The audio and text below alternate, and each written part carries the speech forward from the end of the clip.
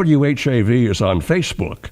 For quick access, visit WHAV.net and click on the Facebook icon. Catch the wave! Hi, I'm meteorologist Gary Best. Do you need to know if it's going to be hot or cold, wet or dry? Well, find out every half hour, 7 days a week with WAVE weather.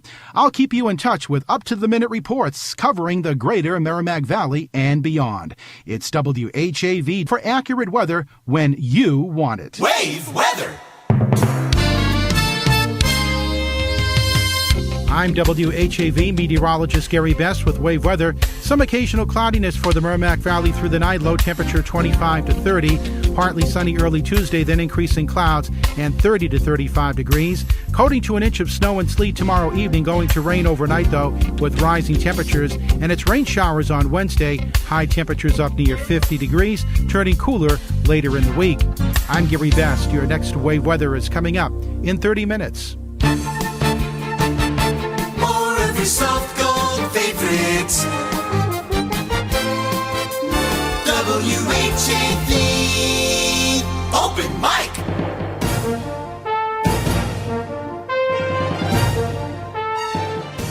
From the Edwin V. Johnson Newsroom, WHAV presents the Open Mic Show with Tim Coco. Make your voice heard. Call 978-374-1900. That's 978-374-1900. Or email tcoco@whav.net.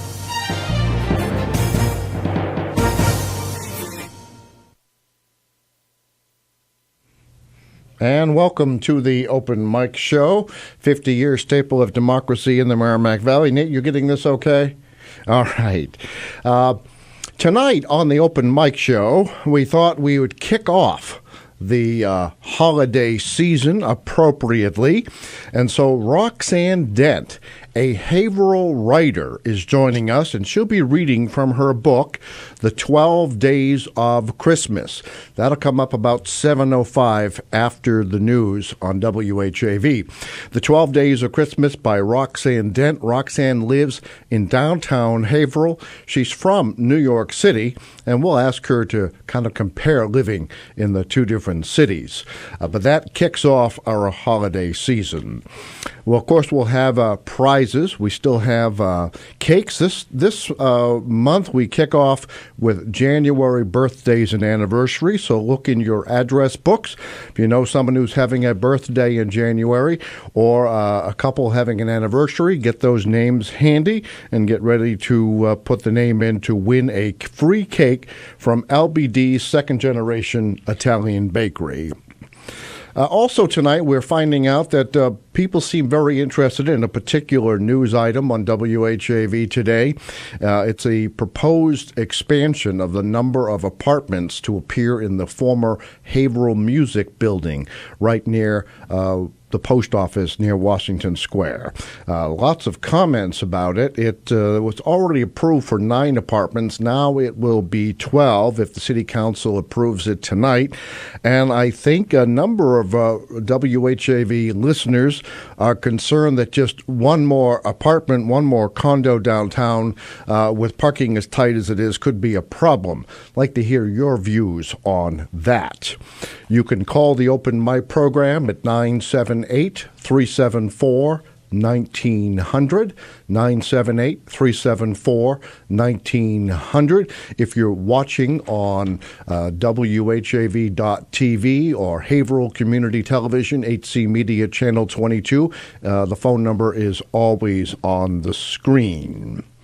Let's go through the review, though, of how and where to listen. For the next 2 hours, as I said, you can watch the Open Mic Show, WHAV.TV, and on Haverhill Community Television Channel 22. Now, WHAV is on the air 24 hours a day, 7 days a week. And so the traditional methods of listening are on the internet, on your computer or smartphone at www.whav.net, on AM radio 1640, on cable television, Andover Channel 8, Haverhill, Channel 22, Methuen, Channels 8 and 22 on Comcast, Channel 32 on Verizon Fios, Plasto, channels 17 and 23, and Sandown, channel 17.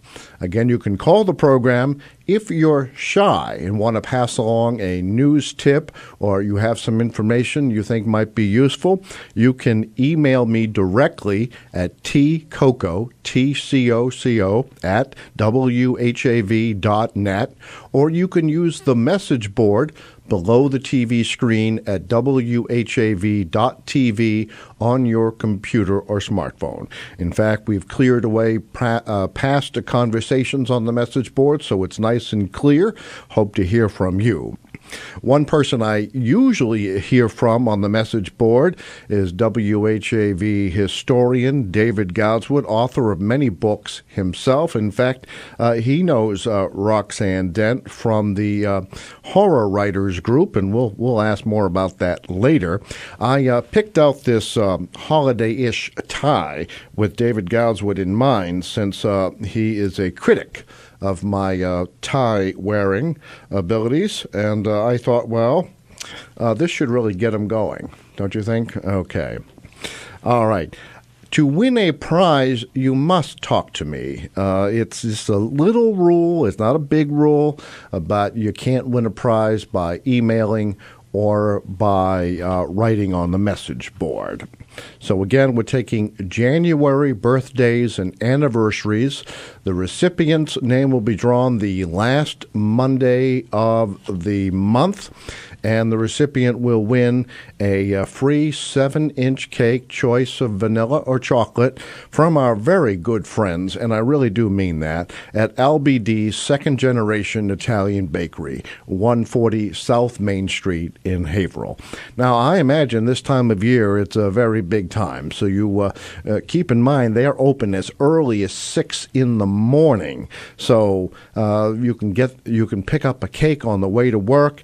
And besides that, with all the shopping you might be doing, or just not wanting to go into the stores because they're so crowded, you can always pick up bread, pizza, cookies, pastries, and other delights at LBD's Second Generation Italian Bakery.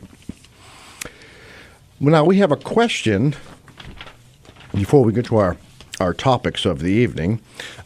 You can also win a $10 gift certificate to Kimball Tavern Antiques, corner of Salem and South Main Streets in Bradford. Longtime supporters of the Open Mic Show, going back before my time, going all the way back to Bill Pike on the Open Mic, and Lindsay Parker and Jack Bevilacqua, and they're still here today, Kimball Tavern Antiques. Here's the question. Before the Santa Parade got started in Haverhill, and that was 50 years ago, what was the big holiday activity for kids and adults? That's a 3-part question. If you can answer this, you'll win the $10 gift certificate. The Christmas party took place where? And when it got too big, it moved to where? And who played Santa Claus at these events? 3-part question. Before the Santa Parade got started 50 years ago, there was a big Christmas party. It took place where? And then moved to where? And who played Santa Claus? First person to answer that correctly will receive a $10 gift certificate to Kimball Tavern Antiques. All right, let's talk about, today is Cyber Monday. Maybe you took part in Black Friday. According to the news reports today, Black Friday down. Traffic was down. People weren't turning out in the stores in the same numbers they turned out last year. I don't think it was down tremendously, something like 4%. But Black Friday down. Now, today is Cyber Monday. How many of you went shopping on the internet? That's what Cyber Monday is. In a minute, I'll talk to you about our our commentator Jim Hightower's views on Cyber Monday. He's actually has some pretty strong views. Jim Hightower is heard 3 times a day on WHAV. Not normally during this show, but what he had to say today is so apropos to what we're discussing. We may very well listen to that in just a second. But before we do that, now we have Black Friday, we have Cyber Monday, but guess what? Tomorrow is Giving Tuesday. It's a national effort to make sure we do not forget about the nonprofits of the world and their needs. And if I may be so bold, WHAV is a nonprofit corporation. There's no advertising on WHAV. You may occasionally hear an underwriter's acknowledgement, but this is tomorrow is Giving Tuesday, and I would like to ask you to consider giving a contribution to WHAV in exchange for your membership card and a bumper sticker. Membership begins at $10 for students and senior citizens, $25 and up for the individual club, $100 or more for and Nate has some of this online, $100 or more for the leadership circle and so on. WHAV has built the most expansive local news operation this city has seen in more than 30 years or so, and please take it from me. I worked at the original WHAV in 1978. I became a City Hall reporter for the Haverhill Gazette in 1980. And let me tell you, there hasn't been any fantastic, ambitious, tenacious, whatever adjectives apply, news source in Haverhill in all these years. And WHAV is now the sole remaining, the last Haverhill-based news source. And for that alone, when you go to WHAV.net or tune in to WHAV, there's local news, and it doesn't cost you a dime. Now, compare that to those websites where you're only allowed 1 or 2 articles, and then you have to pay. WHAV News is free. It's free because it's vital to democracy. How do you know who to vote for if you don't know what they've been doing on or off the record? WHAV News tells you. News Director Dana Esmel comes to WHAV from WCAP in Lowell, and prior to that, WCCM, and even before that, worked on the new Bill Pike on the Open Mic Show that ran on Sundays on a program called Haverhill Today. So news is vital, and although it's free, it doesn't mean it's paid for. I'd like you to consider Giving Tuesday, and you can start a little early. Nate will take your credit card over the phone, or he'll send you a pledge envelope if you prefer. Just call 978-374-1900, and he'll do that. Otherwise, you can go to WHAV.net, click on the membership tab, and then you'll be able to do it online. So this will be your Cyber Monday, or you can call, and Nate will give you the address or information, anything you require to make your contribution. Our good friend Jerry, WHAV's environmental consultant, renewed his membership today. He's setting an example for you. So please consider Giving Tuesday. And I hate to say this will be a little bit of a begathon tonight. We'll mention this from time to time if I don't get distracted. I'm going to rely on our trusty producer, Nathan E. Webster III, to remind me to ask you, because it's critical. The cost of building a new FM station with all of the legal and engineering and construction hurdles WHAV faces makes it even more important than ever. I know things are tight, and seems to me something funny is going on in the economy right now. I can't quite put my finger on it, but some of you may have noticed it too. There seems to be a little bit of sluggishness. Certainly understand that, and maybe more important that we get you more news to let you know what's happening. So please consider Giving Tuesday and giving to WHAV. Again, if you're just joining us, Roxanne Dent, a Haverhill author, is going to be on the program just after the news, and she'll be reading from her book, The 12 Days of Christmas. But right now, it looks like we have to take a brief break.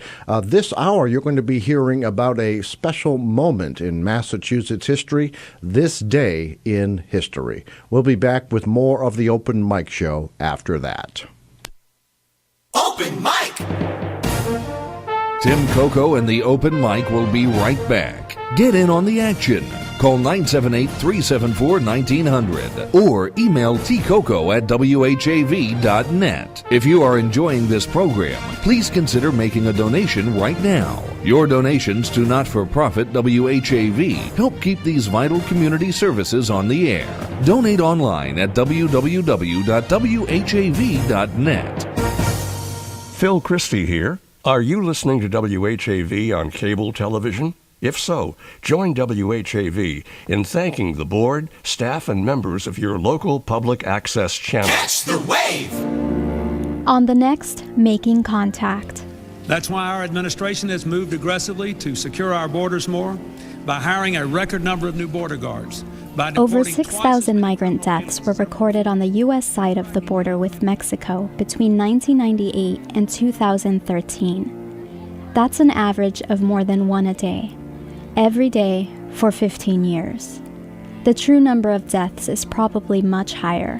Well, people have no idea what these poor, souls are doing out here, and what they're actually encountering.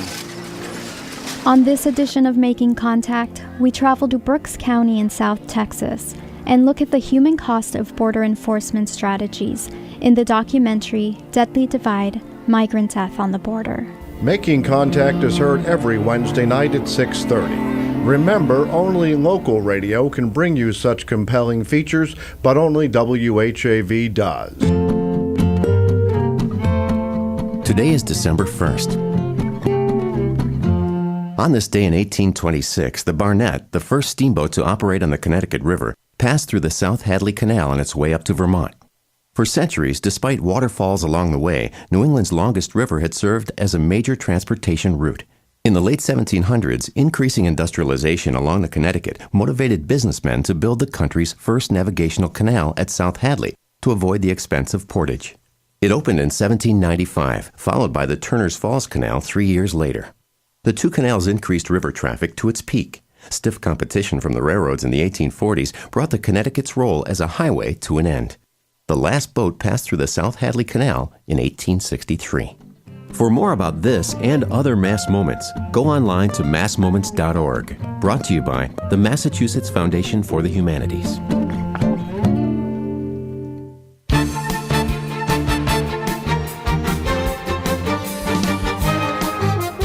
Catch the wave! WHAV! Open mic!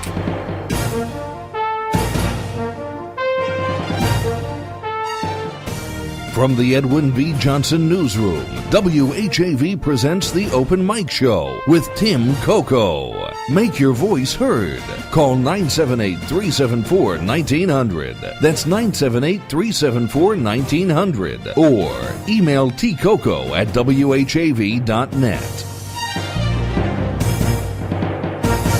Welcome back to the Open Mic Show. This hour of the Open Mic Show is being brought to you by Haverhill Bank, just one bank. If you're just joining us, coming up just after the news at 7 o'clock, Roxanne Dent, a Haverhill author, will be joining us. She'll be reading from her book, The 12 Days of Christmas. Be sure to stay tuned for that. On WHAV News today, there's a story. You can read it online if you'd like. And Nate will put up a photograph now of the former Haverhill Music Center. The Haverhill Music Center, as you know, is empty. It's listed on one of the commercial real estate sites for a commercial tenant. I think there's like 16,000 square feet in that building. I'm not sure that means much to you or to me for that matter. But it originally received a permit for 9 housing units to go upstairs. They're back before the Haverhill City Council tomorrow night to expand that by 3 more. It seems to be the story that's getting the most traction on WHAV, and people are also commenting on the story on Facebook, and I thought I would read some of the comments to you, and let's see if you agree or disagree. Jeff writes, "Isn't it about time the council," referring to the city council, "considered something other than condos and apartments? It seems to me owners can't sell or rent the inventory they currently have. Let's look at getting some real businesses back into the city. You can't buy clothing, shoes without going to a shopping center or a mall. Do some real work to restore downtown as a center of business. But then again, quote, real work, end quote, is the problem." Sandra wrote she agrees. Richard wrote, "Where are the parking spaces?" Jeff responded that that's for the council to solve. Another writer, Kathy, says she avoids downtown because there's no parking to run in somewhere quick. And being alone, she won't use the parking garage, parking deck. Milt writes, "Where are these people going to park? The next building where there's parking is 2 streets away. Who's going to live there?" And Richard came back, did a little bit of research, and says 13 apartments typically requires 20 spaces. So if you were sitting on the Haverhill City Council, would you have voted for 9 apartments in the first place? And 2, would you now agree to expand the number to 12 apartments? Now, this again, if you see the photograph, have we had that on? The Haverhill Music Center photograph? Then go look in the other folder for it. We have a photograph of the building, and you'll see it sits right there on the edge of the entrance to some, or exit from the comfort station next to the post office. Most of those parking spaces are usually filled anyway. What does that mean, Nate?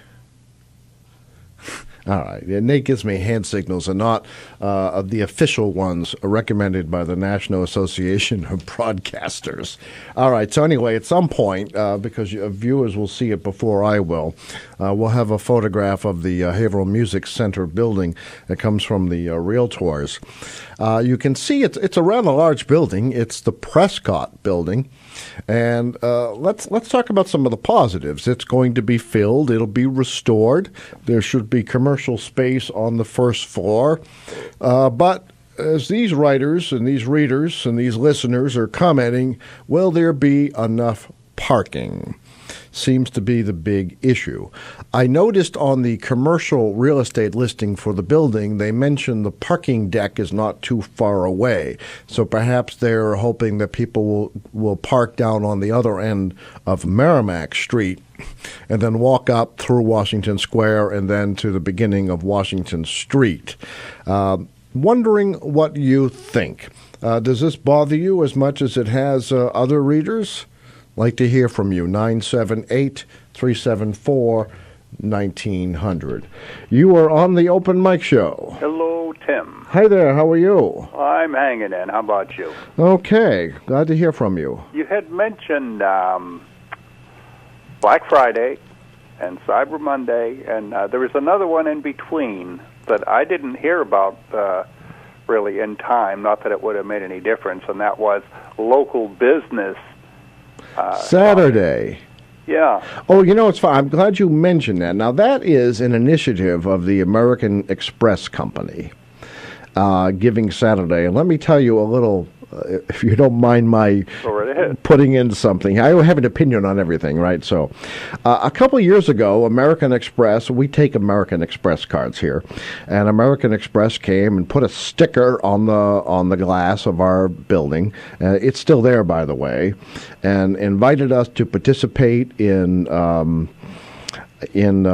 Small Business Saturday. And then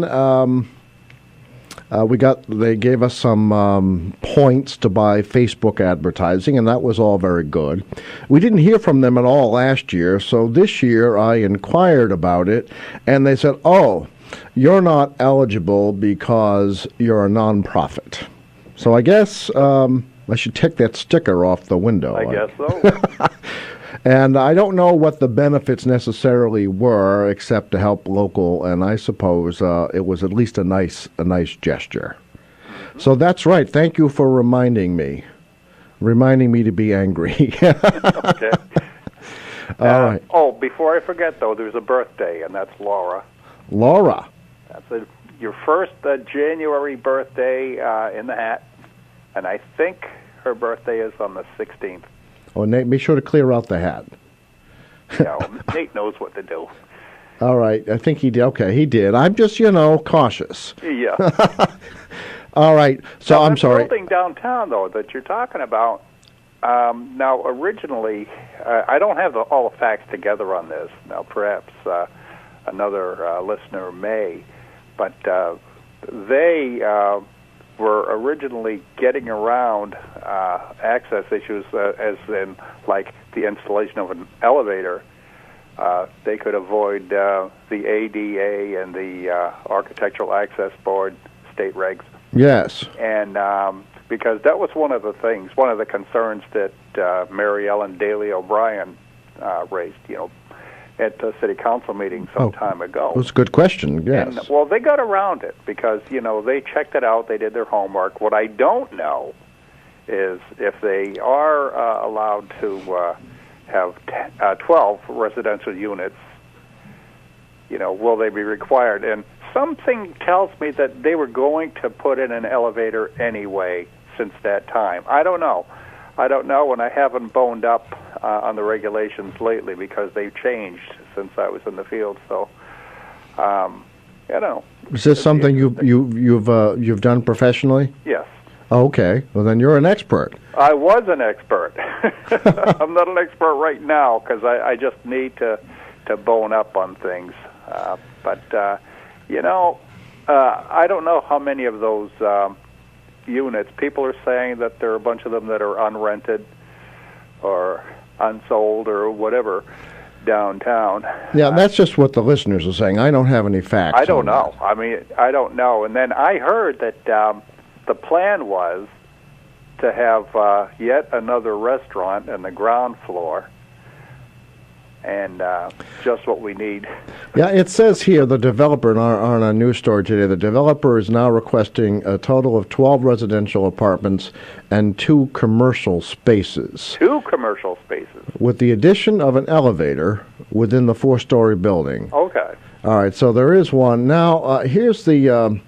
Okay, here, let's read this part. Under the 2013 special permit passed with conditions by the City Council, all of the building units are to be rental units for at least 5 years. So they won't be condos. They'll be rental units for at least 5 years, and that's a requirement of the Massachusetts Historical Tax Credit Program. And it's the story and standards for the Federal Historical Tax Credit Program. So I'm assuming they're going to get some tax credits by rehabbing the building, presumably to its 1882 look. And that program comes from the Department of the Interior. Okay. Now, the City Council has also granted the project a waiver of an affordable housing requirement. So I guess that means these are going to be all market rate units. Okay. Now, I'm looking at the building, and I can see how 12 probably divides nicely over 3 floors, because if you look at the front of the building, there are 8 windows across on each floor. So let's just say each row of 4 windows, each group of 4 would be an apartment. So, and then on the others, then I suppose those people would have front-facing views. And then if you did the same thing in the rear of the building, they would see either, depending on which floor they're on, Phoenix Row or the river. Right. So it sounds like the people on floors 2 and 3 in the back might have some visibility issues. But I don't know what the layout is of the building. I don't either. And then I wonder about the wheelchair accessibility in there, if they indeed put in an elevator that's up to code. I don't know. And I'm looking at the footprint of the building.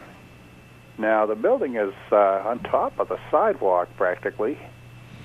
Yeah. I'm wondering how they're going to address that. I'll be curious to see how that comes out. Yeah, I'm curious too. Now, what I don't know is that it looks like the basement, if you will, is partially above ground because of the sloping toward the river. I don't know what those would be used for, if anything. Well, I don't know. I mean, it made a dandy recording studio. That's right. Not to mention private music lessons that used to be given down there.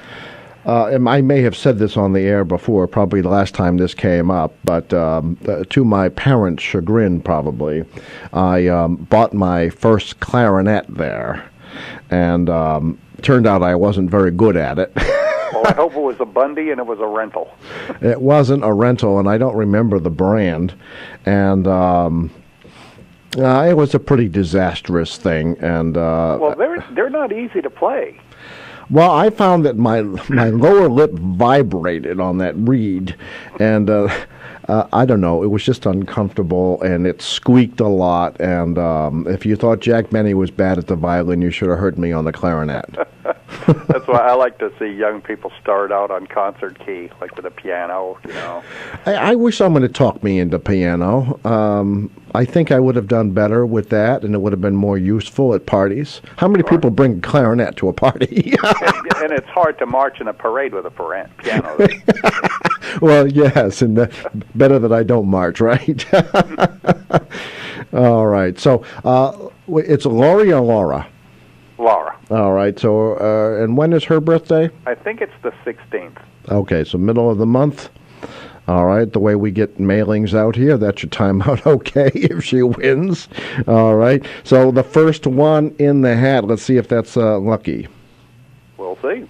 All right, anything else going on? Any news on your situation? No news. No news yet. You know, investigation continues, and, you know, I'll be in touch. You know, I'll certainly keep you informed. And did they have communication with that person who's out of town? No, okay. That's beginning to look worse and worse, isn't it? Yeah, well, the thing is, though, I tell myself I know that the detective has tools that I don't have. And so perhaps he can find something out there. Oh, okay. Well, that's... I would think that you're correct, that they would have them. Let's hope they use them and they are successful. But keep us posted. I sure will. All right. Well, thank you very much for your call and your comments. All right, Tim. You have a good evening. You too. Take care. Bye-bye. Okay, just a little bit late going to local news. We'll have local news with WHAV News Director Dana Esmel, national news from FSN, local weather with WHAV meteorologist Gary Best. He's on duty tonight. He'll tell you what's happening the next couple of days, and then we'll be back with more of the Open Mic Show, and Roxanne Dent will be reading to us from her book, The 12 Days of Christmas. We'll be back with more after this. Open Mic! Tim Coco and the Open Mic will be right back. Get in on the action. Call 978-374-1900 or email tcoco@whav.net. If you are enjoying this program, please consider making a donation right now. Your donations to not-for-profit WHAV help keep these vital community services on the air. Donate online at www.whav.net. It's 7:04. WHAV Merrimack Valley. WHAV is a not-for-profit service of Public Media of New England, Incorporated. It's heard on 1640 AM, the web, at whav.net, and participating cable television stations.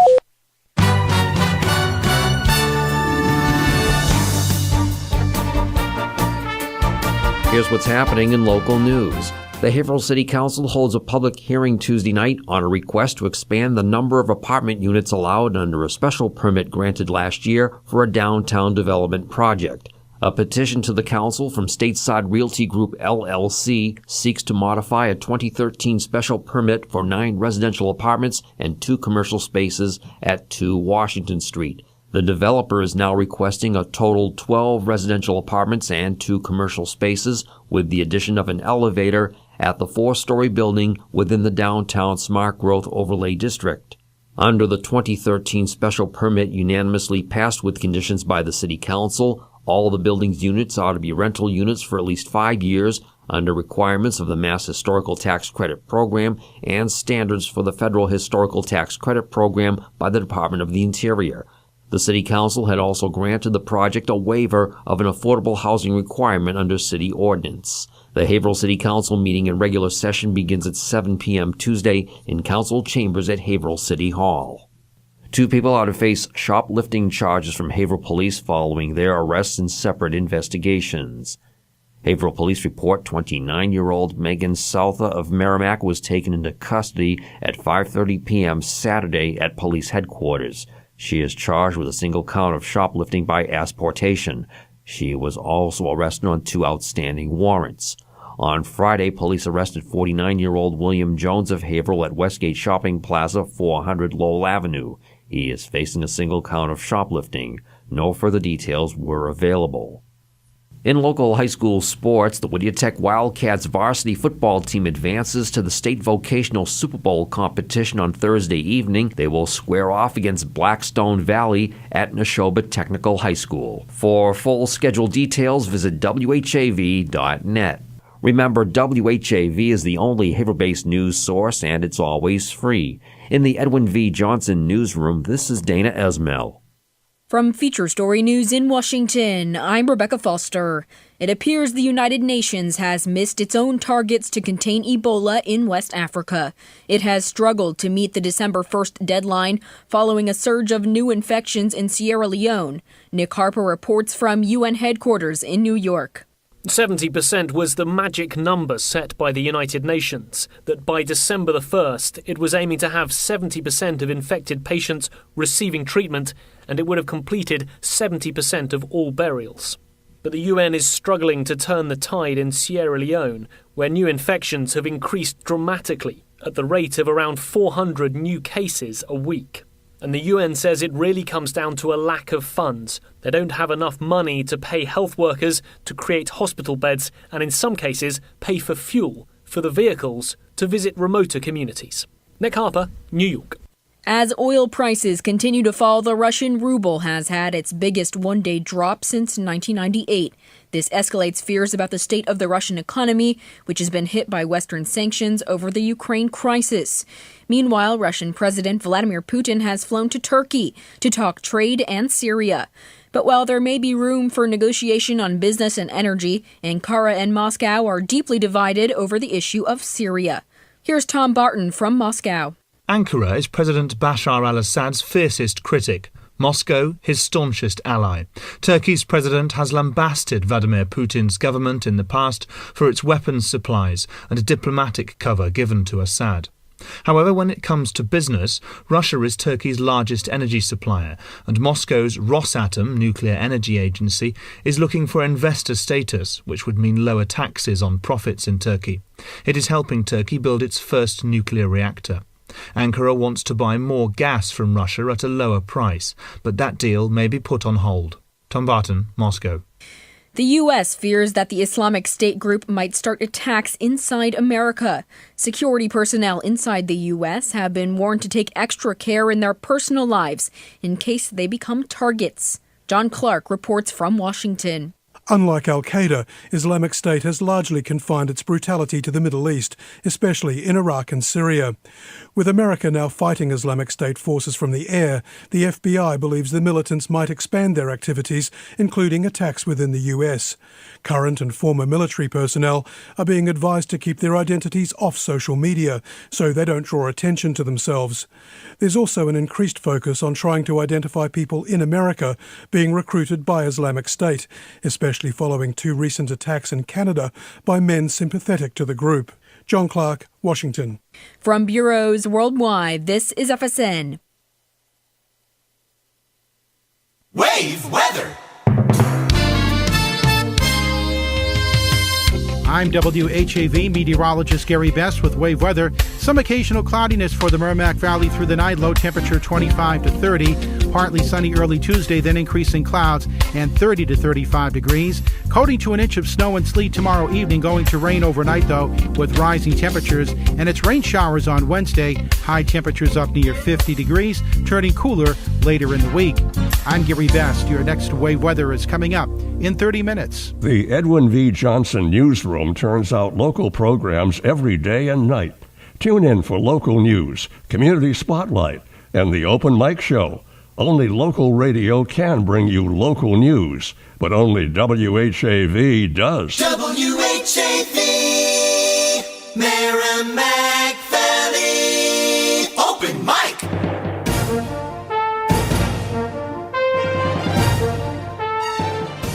From the Edwin V. Johnson Newsroom, WHAV presents the Open Mic Show with Tim Coco. Make your voice heard. Call 978-374-1900. That's 978-374-1900. Or email tcoco@whav.net. And welcome back to the Open Mic Show, a 50-year staple of democracy in the Merrimack Valley. This hour of the Open Mic Show is underwritten by Haverhill Bank. Just one bank. All right, Nate, you've adjusted our cameras. Okay, for those of you watching on Channel 22 or WHAV.tv. To my left is Roxanne Dent, who has prepared and will read to you tonight from the 12 Days of Christmas.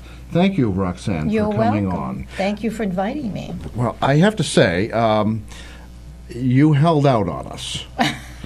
And how did I do that? I went looking, because last minute, as I do, to find out more about Roxanne, and discovered she is a prolific author across several genres. And I have to say, I don't know if this is the earliest, but I think I saw some books going back to 1975. Yes. All right, so What happened is I did... you don't, be honest, seriously and truly, you don't look like you possibly could have written a book at 3 years old. It wasn't 3 years old. But I did write, fairly young. And I was very successful for a while. And I decided what I wanted to do. It was getting very tough to live in New York City. That's where I was living at the time. And I decided I needed a full-time job. So I quit the writing and went to a full-time job. And then one of the job I took was at NYU. So I decided to go back to school. And I took screenwriting courses. And I started writing screenplays. And one of my screenplays, The Pied Piper, which was a thriller, won first prize in Fade magazine, which is a magazine for screenplays and artists. And I also joined at that. Carolyn, are you listening? Carolyn works here, and she's well, I know now I'll probably insult her by calling her a budding screenwriter. Oh, one of my favorite books actually is Sid Field's book on screenwriting. It's How to Write a Screenplay in 21 Days. It's fabulous, a great tool. Wow, okay. Yeah, I think Carolyn introduced me to some software, and I've already forgotten the name of it, that makes it a little easier to write these things. Right. But in any event, so you're from New York. Yes. How did you end up in Haverhill? And I don't mean that in a bad way. Well, I really loved New York. It was an exciting city to be in. You can have anything you want, day or night. It's always alive. I love the subway system. The one thing I really miss here is the subway system, which can take you anywhere within seconds. I mean, the next train is right rolling in. And I loved it. But there was a time when we decided, we'd had enough, and we were looking for more of a peaceful environment and friendlier people. And my brother-in-law and my sister moved up to Bradford. They bought a house. And my mother and I decided we'll come too. So we ended up coming up here. And the people are very nice up here. I remember one incident. That kind of reminds me of a Johnny Mathis song, and mother came too? Is that what? Yes, that's right. And a dog, 2 dogs, and 4 cats. It was a lot of us. And how long ago was that? In 1999. Okay. And I remember I was walking across the street one time, and it was a green light, and in New York, I would stand in the street because I was anxious to race across as soon as the light changed, and that's what everyone did. Okay. So I stepped into the street, and all the traffic stopped. And I was like, what did I do wrong? I was so surprised. And this was in Haverhill? I've been surprised too. Yeah. No, I'm kidding. And I was really quite surprised. And everyone was so friendly. I loved the library. That's one of my favorite places in Haverhill. And David Goswood, who you know indirectly, right? Because you, we'll get into that a bit, because you know Scott Goswood, and I guess writers are a small group in a way. But I just forgot my point. That's the problem with digressing. What would David have said? All right, I'm sorry. Okay, we'll come back to it. Okay. By the way, listeners and viewers, last week, I swear I was not looking for a donation of this, but I got into the discussion of clotting cream. And look at this gift that Roxanne brought. There is clotted cream. Clotted cream. And look at this, folks. Scones. Hey, Nate, you want to zoom in on this? I mean, look at this. This is wonderful. Well, it goes with the book. It goes with the book. So we'll have props tonight. All right. So, and then you can zoom back out, Nate, and let you sit back. And that's all because I tuned into the show when you were talking with David about clotted cream. Isn't that amazing? Isn't that amazing? You got that, Nate? All right. Now you can zoom back out. All right. So I don't want to. All right. Well, thank you so much. You're welcome. All right. So, why don't we take a brief break for Community Spotlight, and then we'll come back and continue your story, and then we'll hear some of your story. Okay. Nate, let's go to Community Spotlight. We'll be back with more of the Open Mic Show in just a second. Open Mic! Tim Coco and the Open Mic will be right back. Get in on the action.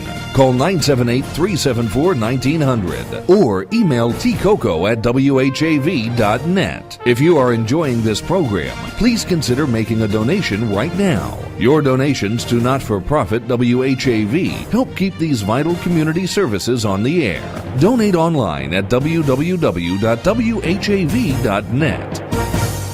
If you want to know what's going on at WHAV, sign up for the free monthly Wavelength newsletter online at whav.net. Community Spotlight.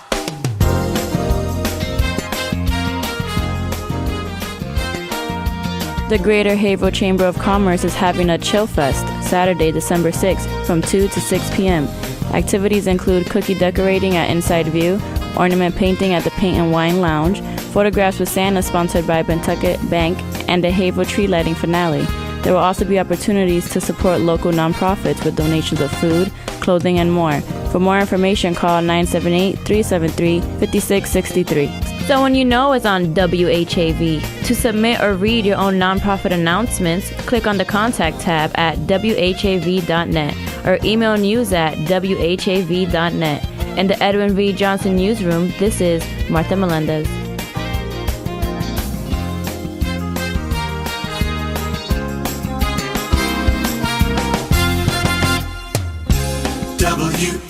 WHAV Open Mic.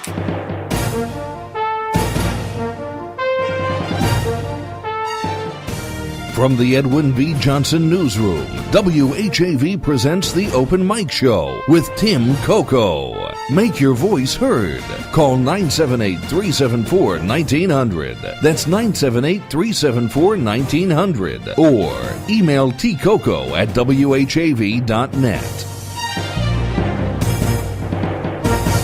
Welcome back to the Open Mic Show. This hour of the Open Mic Show is being brought to you by Haverhill Bank. just one bank. We're here with Roxanne Dent, who's going to read in just a minute from her book, The 12 Days of Christmas. I suppose the first thing I should do, because I understand the starving artist syndrome, how can someone buy this book? They can go on to Amazon. Amazon.com.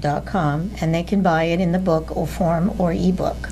All right, so book or ebook. They can also buy it at Annie's Bookstop in Worcester if anyone happens to be in the area. Annie's Bookstop in Worcester. And did I read, and it maybe already went by, did you have something in Milford recently? I had something, and I just had the thing in Worcester at Annie's Bookstop. It was wonderful. We had like 18 writers and reading stories. It was wonderful. It's a great place. We are going to Nashua Public Library on Thursday to be with other writers also to sign books. Okay, well, that's not too far away if you want to go to Nashua. I'll be there. If someone wanted, I'm going to put you on the spot, I think, now. Uh-oh. If someone wanted to, let's say they buy the book on Amazon tonight. Yes. Is there a place where they could find you to have it signed? To make it a perfect gift? Of course. I'm putting you on the spot. Yes, they can. Actually, if they don't come to Nashua, they can come here. I'll come here and do it. I'll tell you what, okay, we'll have, we still have a few weeks before Christmas, more than 12 days, in fact. So why don't we'll see if we can have you come back for a special signing if anyone is interested. That would be great. I'd love to do that. Matter of fact, we might, if with your permission, we have a section of our website devoted to local authors. And now that, you found us, but I'm glad you did, because we'll add you to that. Okay, that sounds good. And that will help. Now, what genre would you say this book is written in? And we have reasons for asking. This is a Regency. This is a Regency. Yes. Now, Nate, you have a photograph here. I cheated. I did not know what Regency genre was. So I looked this up today. Nate's going to put it on. Unfortunately, our screen is a little delayed, so you'll see it. But tell us, I'm going to kind of skip around, and I tried not to do this, but what is a Regency? Well, a Regency takes place between 1811 and 1820. And King George III, who was the King of England during the American Revolution and also the Napoleonic Wars, had unfortunately a disease called porphyria, and it made him have bouts of madness. And he ended up, yes, there he is. That's the Prince Regent, right? And but he's not the one that went mad. His father did. And so he became the Prince Regent. And during that period was also known as the Georgian period. But it was a short one. But it was quite influential. Ah, okay. So Georgian explains some of the architecture, too. Yes, and he was very into that. He really promoted new buildings and all kinds of development. But he was a bit of a spendthrift and a gambler and an eye for the ladies.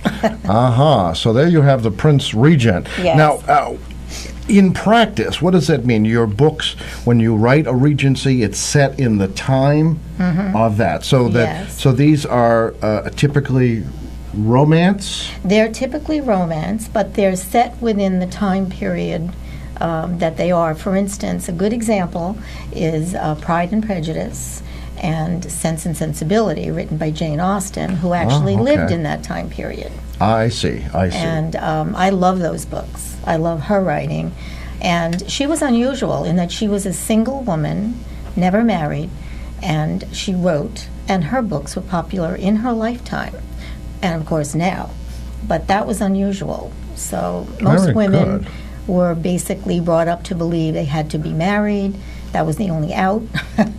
And to secure a good marriage, a good husband was important. Oh, that sounds like some others in history. The author of Jane Eyre. Charlotte Bronte. I think that was more a later period, though. I believe that was more in the Victorian era. Okay. Now, actually, I didn't get to all of this, but in this genre, now I don't know if all of these fall there. You in 2009, you had The American Heiress. Well, I'm jumping around. That is a Regency, The American Heiress. American Heiress, and unfortunately, we don't have graphics of all these. And I'll jump around. The Case of the Missing Wife, is that one of your more recent books? Yes, but that's a Victorian. That That's takes a Victorian. place in Victorian times. So this gives a sense of your depth and breadth. Forbidden Love, that sounds... That's more of a... it's a demon story. It's more of a love story between two people that are... And it has to do with demons, but it's a funny story. Oh, okay. So, and some of the others here, the Banshee of Muddy River. Yeah, that's a horror tale. And The White Fog. That was actually one of the very first that I wrote. Right, I see that. That was my second 1975. book, yes. And I wrote it, and it would be considered a paranormal gothic today. But at the time, I didn't know that it was a paranormal gothic. I just wrote it because it was interesting to me. I'd read an article about a person vanishing into fog, and I thought, what a great idea, I'm going to go with that. So. Okay. Sweetwater Saga seems like another one of your early ones from 1979. That was a good one. I love that. And Island of Fear, That was my 1985. very first book. Very first book. Oh, is it? Okay. I sold that to Avon along with the White Fog. Oh, okay. So then these dates may not necessarily mean the order you wrote them in then. No, probably not. Bitter Harvest? Yep, that was one of my last books that I wrote in the period before I started writing screenplays and doing movies and doing other things. Isn't this amazing, folks? And plays. Screenplays, movies. And you were telling me during the break that you did a, how did you describe it? 3-minute movie. A 3-minute movie, but it had to be done all during one day. All in one day. Talk about nerve-wracking. So how did that go? Well, we belong to the Sunday Club. So the Sunday Club, everyone wanted to do that. Who's we? My sister and I. And your sister is It's in right the out studio. there. Her name's Karen. Karen. And I'm going to digress again. You have a website? Yes, the Sisters Both of your Dent. sisters? Yes. Okay, if the Sisters Dent. Right, and then we have our individual... My goodness, there's much talented people here. Incredible. Well, we'll actually try before the end of the broadcast, if your sister's willing, we'll show... We'll show what she looks like as well. She's in master control. Well, I have been keeping everyone from the story. Why don't we... I got to give a little word to Nate in master control. We're gonna take the next break rather late, so that we can give Roxanne some time to read this first segment of the 12 Days of Christmas, available on Amazon. And I'd also like to tell you that a little bit about the Christmas season in England. Oh, I think it's a good idea. Because it was a little different than it is today.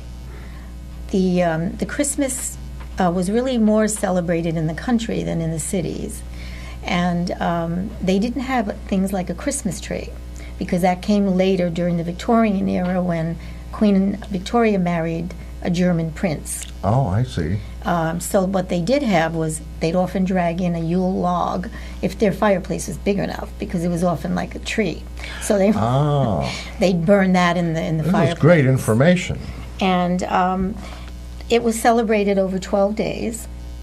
And on the first day, it was Christmas Eve, and everyone decorated the house with boughs of holly and hawthorn and Christmas rose. Is there a partridge in a pear tree? Not really, but it could have been. Could have been. I'm sorry. And next day was Christmas Day, and everyone went to church. And they then came back to a huge meal. And then the following day was called Boxing Day. And Boxing Day was traditionally fox hunting. People went fox hunting on that day. Why they called it Boxing Day? They think it was because people put presents in boxes to give to the servants for that interesting? A year of service. So these weren't like fistfights over who got the biggest chunk of the dinner? No. No, they gave them gifts for their service during the year. And it could have been also the money they put into church poor boxes. But they haven't got it absolutely sure. They think that's what it could be. Isn't this interesting? Yes. Okay, so the setting is the Regency era. Yes. What were those years again? 1811 to 1820. So a very short period of time. It is, very short period of time.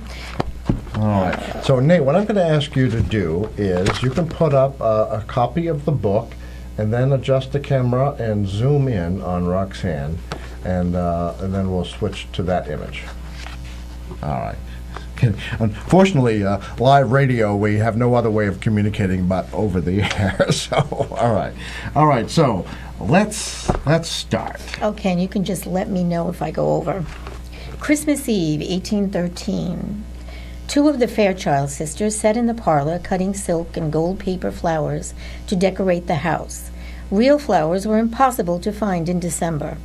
Isabel, the elder of the two at 20, automatically replaced a straggly curl of red gold hair that fell into her green eyes and glanced out the window at the pouring rain. A blazing fire was burning in the hearth, but the fireplace wasn't big enough to accommodate the traditional Yule log. Candles were lit. Throughout the house were boughs of evergreen, rosemary, holly, Christmas rose, and hawthorn. 11-year-old Jasper and 14-year-old Andrew were home for the holidays. The girls could hear them laughing as they stole gingerbread from the kitchen and helped set up kissing boughs from chandeliers, ceilings, and doorways. It should have been a happy time. Fanny, whose honey brown hair never escaped its pins and who had recently turned 18, looked worried as she added her latest creation to the growing pile of flowers. "Do you think Father is still alive?" she whispered. Isabel looked away from the window. The letter said he was missing in action. Mother refuses to believe the worst. She doesn't want the holidays to be spoilt for the boys, so we must keep our spirits up and not let them know anything's amiss. "I'll do my best to be cheerful," Fanny said, sitting up straighter, a soft gray cashmere shawl about her slender shoulders, over a dress of pale pink muslin. It's strange how everyone rushes off to copy the Empress Josephine's latest fashions, while her husband seeks to murder us. "Napoleon can never defeat us on the sea," Isabel said firmly. "I just wish the war was over," Fanny sighed. She picked up another piece of silk. "Do you suppose our cousin will join us for Christmas?" she asked, concentrating on cutting the material, a slight flush to her cheeks. Isabel smiled. "Peregrine has joined us every year since he was 6. "He's in love with Althea," Fanny murmured. "He only thinks he is." "Do you believe he has a chance?" "Our sister has high expectations," Isabel said dryly. Fanny put down the flower. "Perry is very good-looking and has a kind heart." "He is kindness indeed, so long as everything goes his way," Isabel agreed. Fanny stared at her sister, her warm brown eyes puzzled. "I don't know why you have taken against him, Isabel. Perry has always been perfectly polite to us." "Yes," Isabel said dryly, "I cannot fault him for bad manners, but that he doesn't see how you feel about him is a black mark against him." "Hush, you mustn't say such things," Fanny pleaded, turning red and glancing toward the door. "He loves Althea, and who could blame him? Men actually stop talking and stare at her when she enters a room. You have a dazzling smile and are equally attractive when you overcome your unfortunate tendency to stammer and jumble your words in mixed company. Althea is our sister, and I'm not so mean as to begrudge her the attention. You know she is generous to a fault. Althea can't help it if men adore her. Even you, who are not at all an antidote and have a confident air about you, are second best when Althea is around. Oh, I quite agree. It can be a bit lowering to be in the same room as our sister. It was my idea Aunt Horace should take her as her companion on her latest tour of Scotland and Ireland, so you and I can repair our badly damaged self-confidence." "I didn't mean you aren't attractive, because you are," Fanny said, frowning. "I know," Elizabeth smiled, "but I'm afraid we must face reality. Our peace is at an end. Althea arrives tomorrow. To be honest, I'm actually looking forward to seeing her and hearing all about her latest conquests." "I don't know why you haven't had an offer, Isabel. It's not as if you have a sharp tongue like Lydia Spencer, or spots all over your face like poor Emma Worthington, and you are by far the most accomplished of the three of us." Isabel laughed, her green eyes merry. "We are comfortable, but not heiresses after all. I assure you I am content. There is no one at the moment I would wish to encourage beyond friendship." Small break. Charles Bradley glanced at his friend as he handed him a whiskey. James Forsythe lost both parents as a child. Charles knew his relatives, a cold lot, dreamed of the day James contracted pneumonia on one of his horses threw him, and the money and property came to one of them.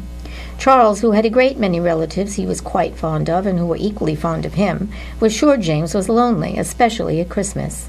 "If you have no plans for the holidays, I hope you will join me at Carlisle House. It's the new place I'm renting in Hampshire, near the village of Bascombe Downs. There's nothing like being in the country over Christmas." James smiled. It transformed his rather plain features. His gray eyes were amused. "You are generous, but I assure you my own company is stimulation enough." "I'm thinking only of myself," Charles grumbled as they sat beside a blazing fire. "How's that?" James asked curiously, taking a sip of his friend's excellent whiskey. "I'm a neighbor to the Fairchilds. Have you heard of 'em?" James considered. Gentleman's Magazine reported there was a stir when an Althea Fairchild made her debut at Almack's at the beginning of the season. "I believe she was declared a diamond of the first water." "The eldest daughter," Charles said glumly. "I take it you are one of her admirers." "As you know, I'll be 38 next year. Except for the Earl of Lennox, who is 50 if he's a day, I'm the oldest of her many admirers. I have no title, and I'm not the richest or the best-looking," he added morosely, glancing in the mirror at his rugged reflection. "My dear fellow, women have always found you attractive, and with 6,000 a year, you're perfectly respectable. In any case, every year Almack's turns out a diamond of the first water," James said, bored. "Not like Althea." James, who was 28, was fond of his older friend, whose parents had been close to his own. They included him on holidays and helped him get over their deaths without asking for anything in return. Charles taught him to ride and took him hunting and fishing. He was surprised at the intensity of his friend's feelings. "I thought you were tolerably happy as a bachelor." "I tell you, I love Miss Fairchild to distraction. I can't sleep. I can't eat. As far as I'm concerned, no other woman has ever existed. She is incomparable." "Then make her an offer." Charles tossed his drink down and set the glass aside. "You have no idea what I'm up against." "Good God, man, it's not as though you're a doddering libertine on the brink of bankruptcy. You're a brilliant catch, and extremely well liked by everyone, even those ghastly matrons of irrefutable virtue who rule Almack's. An earl, an Italian viscount, a lawyer, all rich as Croesus, are after Miss Fairchild since the moment she first made her debut," Charles said bitterly. "Has she accepted any of them?" "Not yet, thank God." "Well then, what's stopping you?" "The Earl of Lennox. Rumor is he's determined to make an offer." James smiled. "Have no fear. The most determined of matchmaking mammas have lost hope of the Earl settling down, even to produce an heir. She's a fool if she believes she can ensnare him." Charles flushed. "Miss Fairchild is a complete innocent, but being a countess is a heady inducement for any young girl." "Naturally," James murmured. Thankfully, an elderly aunt dragged her off on one of her yearly jaunts. They've been gone 2 months, but Miss Fairchild is coming home for Christmas. The place will be inundated over the holidays by suitors. Mark my words. Even that young puppy Peregrine Avery is courting her, and since he's a relation, he's likely to stay with them, he added gloomily.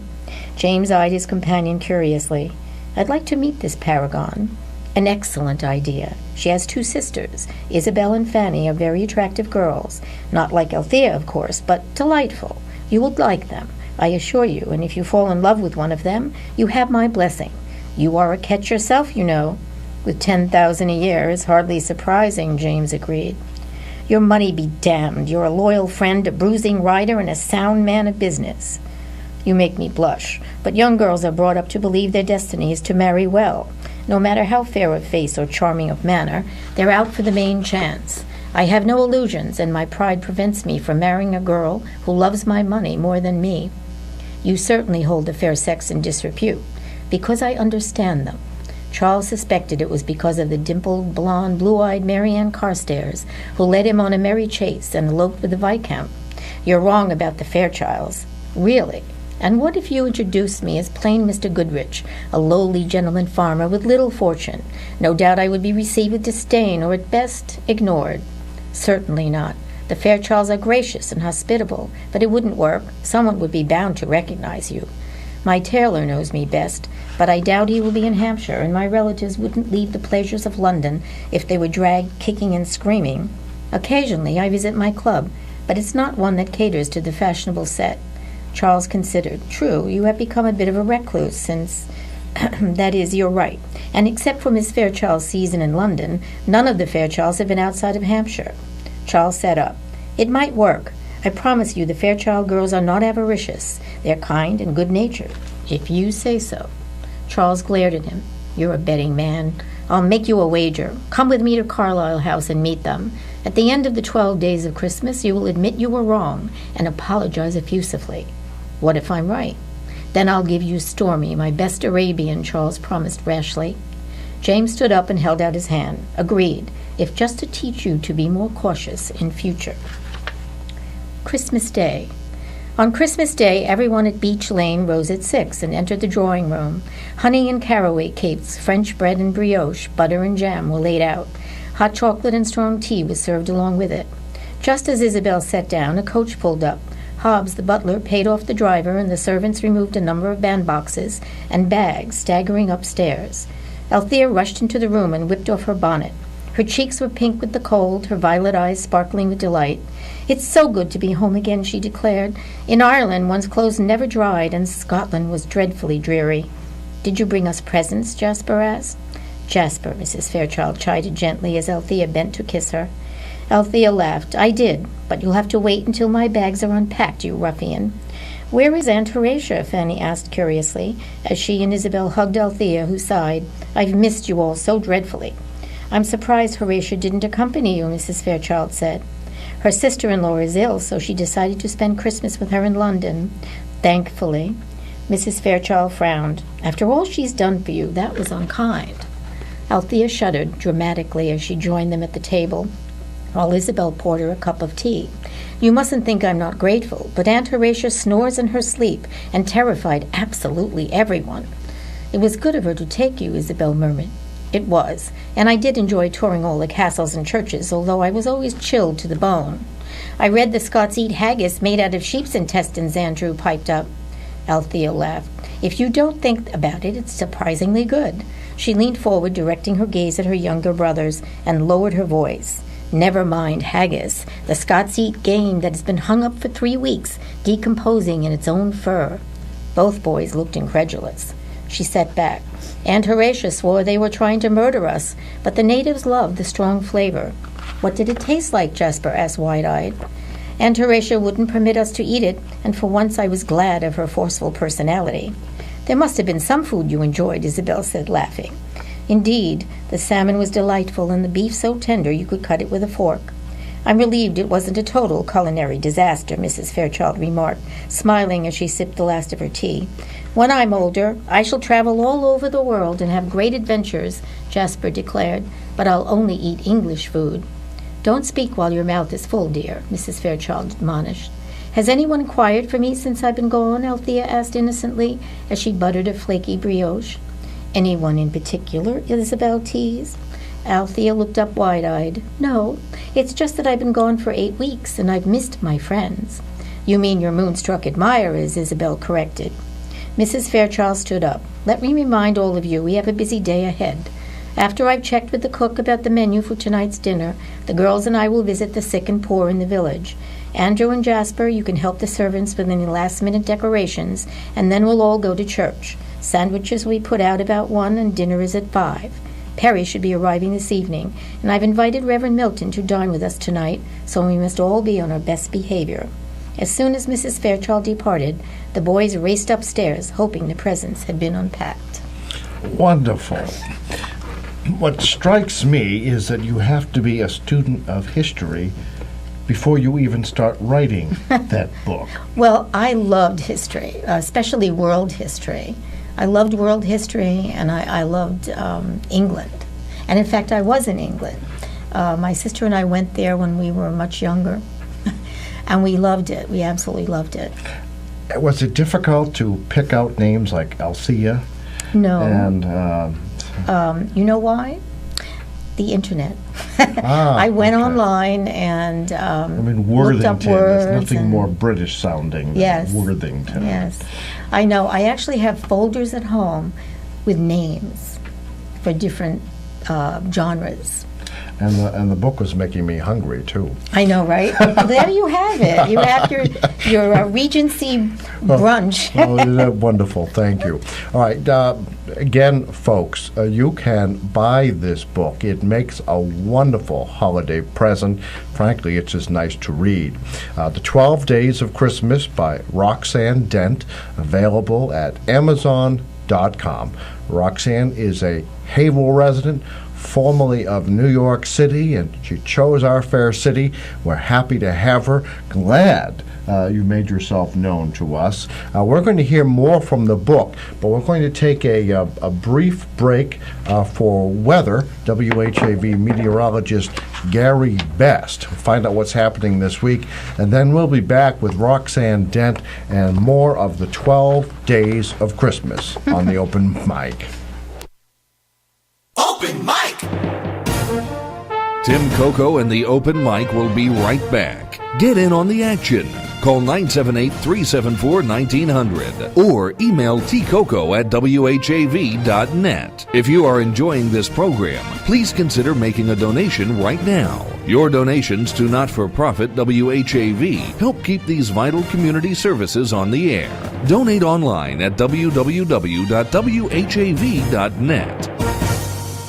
It's 7:45. Your donations enable WHAV to remain local and independent. Consider giving what you can afford at WHAV.net. Catch the wave! The most trusted man in America, news anchor Walter Cronkite, once said, "It is absolutely essential in a democracy to have competition in the media, a lot of competition."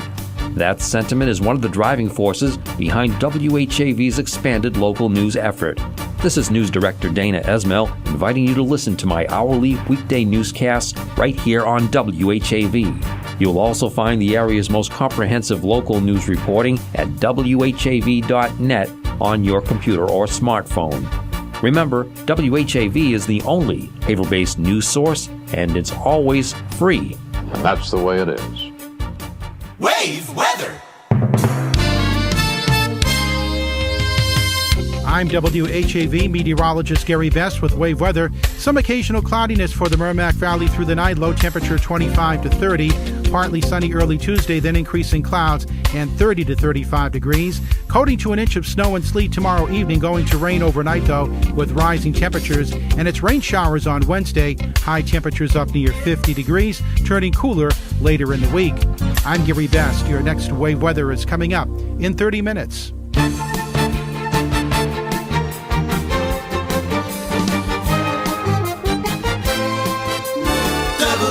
WHAV Open Mic!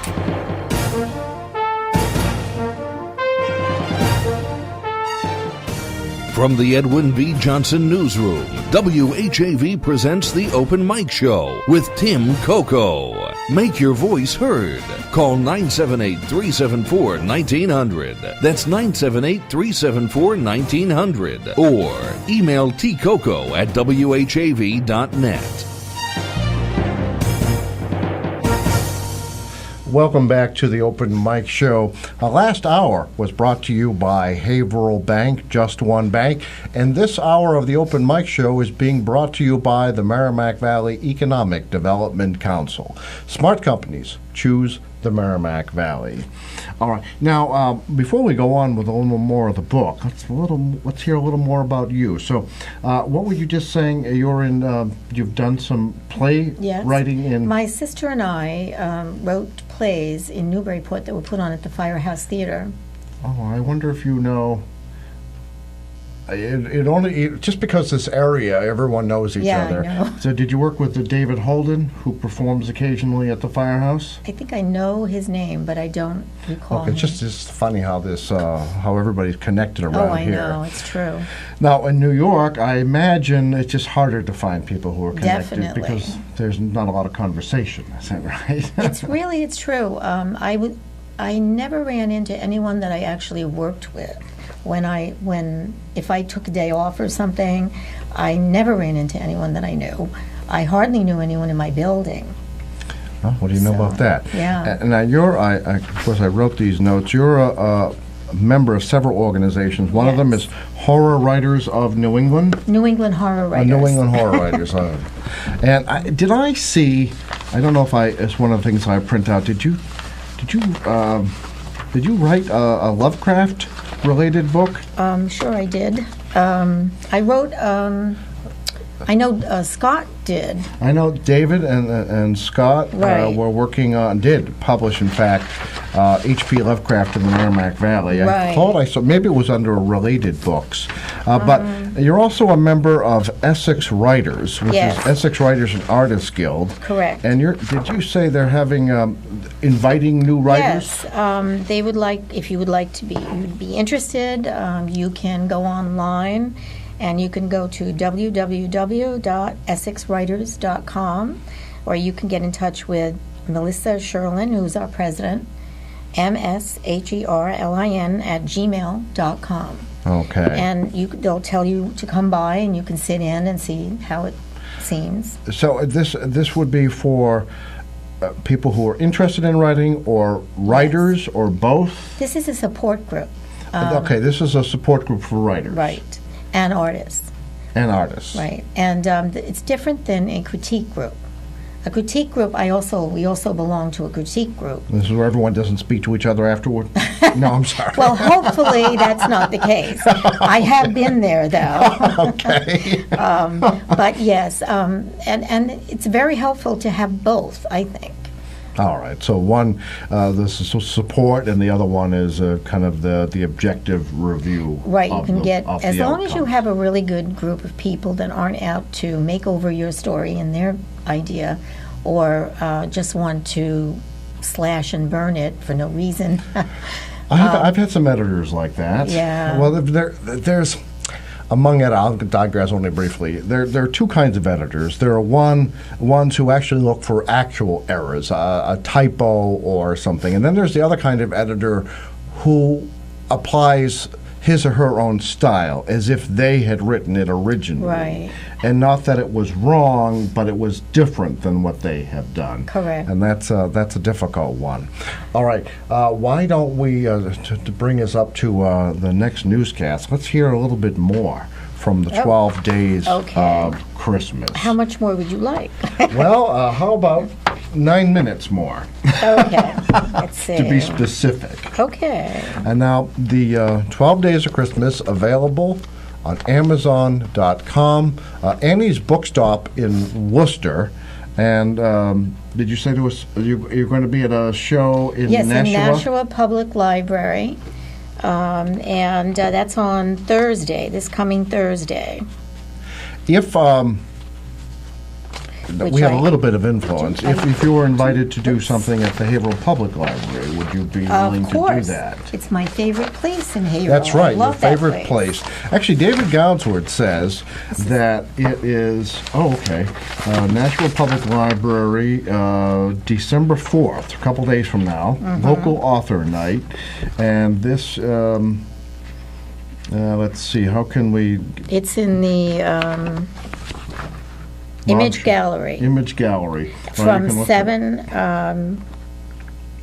it starts at 7. On. Okay. So, that's not too far away, and some of you might actually be doing some holiday shopping at some of the malls up in that area. What's up there? Pheasant Lane? Is that Nashua? So, a good chance to hear a good story. You get a personally autographed version from Roxanne. All right, and then... And I would be happy to do it. That'd be great. And again, Amazon.com for you on Cyber Monday. All right, let's go. Let's hear more from, I feel like I'm on one of those old-time radio shows. And when we last left Althea, she was, okay. Yes. And here we go back. I don't know if we're in chronological order or where you're picking us up. I will, in fact, picked up with there. All right. The boys have just run upstairs, and the girls are now by themselves. Fanny turned to Althea. I heard the Earl of Lennox is staying nearby at his country seat. I know he is one of your suitors, Althea. Do you think we shall see a great deal of him? She asked nervously. He stares in such a disapproving way. I feel sure I've said or done something awkward or embarrassing, and you know what I'm like when I'm nervous. Nonsense. You couldn't possibly do or say anything that would offend him. I'm sure he adores you, as we all do, Althea assured her soothingly. Now that Althea is back, no doubt her circle of suitors will come calling, Isabel said, as she finished her tea and rose. You must be prepared to face them, Fanny, but you need not torture yourself over what to say. They will be too besotted to respond in any sensible way. You are a beast, Althea laughed. Let us go upstairs. I brought some lovely Irish lace for the two of you. It was dear, but just wait till you see it. Tell us more about your trip, Fanny urged. I'm sure you broke a great many hearts. Aunt Horatia took a violent dislike to all foreigners, Althea confided. Anyone who wasn't English through and through was suspected of being a spy for the French. I've heard Mr. Bradley rented Carlisle House for a year, Isabel said, noting with interest the flush that suddenly appeared on her sister's cheeks, and wondered about it. He was a nice man, superior to the Earl in all but title and exorbitant wealth, but she was sure Althea had her heart set on being a rich countess. According to Mrs. Cooper, he brought a friend with him, Fanny added. Althea's dimples showed. Perhaps he will fall for our Isabel. Once he sets eyes on the Belle of Olmecs, my hopes will be dashed, Isabel chuckled as they entered her sister's bedroom and exclaimed over the fine quality of the lace. It was not yet 8 o'clock when the girls accompanied their mother to the village armed with food, medicine, soap, and candles. On the way, they spotted Violet Waters, her mother and Reverend Milton on a similar mission, and waited for the two to catch up. When they were girls, Isabel and Violet were friends and often took long walks together, exchanging confidences and the latest novels and poetry. As they got older, they grew further apart. Violet tried to hide her bitter disappointment at running into the Fairchilds. She knew with her sallow complexion and round face she would never be as pretty as Althea, Isabel, or even little Fanny, and lacked Isabel's self-confidence and optimism. When Reverend Milton first arrived in Bascom Downs, Violet fell hopelessly in love. Since he was married and head of the church, she couldn't admit to her secret passion. She lived in terror Isabel would find out and tease her, or think her silly and began avoiding her. But what really drove a wedge in the relationship was Reverend Milton's sickly wife suddenly dying.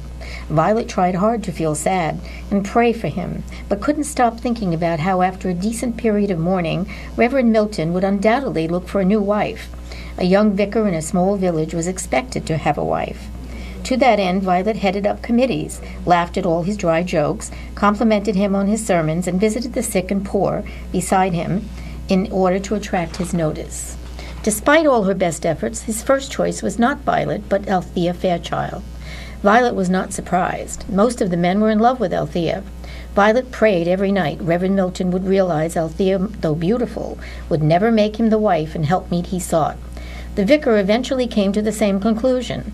Despite his many gifts, Miss Fairchild was surrounded by suitors with more to offer than he.